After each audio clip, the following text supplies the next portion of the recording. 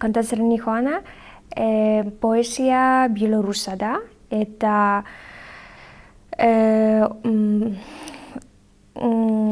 gizon hau oso famatoa zen Bielorusian. Ад родных ніў, ад роднай хаты ў панскі двор дзеля красы, яны бяздольныя ўзяты ткаць залатыя паясы. І цягам доўгія часіны, дзявочыя забыўшы сны, свае шырокія тканіны на лад персідскі ткуць яны. А за акном сіяе, за сцяной смеецца поле, зіяе неба з акна, і думкі мкнуцца мімаволі туды, дзе расцвяла вясна.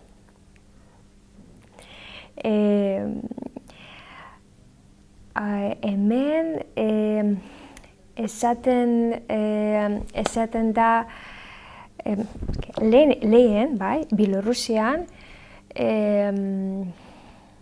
ez zegoen askatasuna eta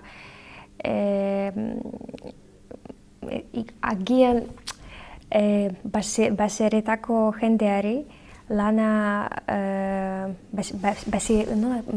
los baseretaros, no, baseretari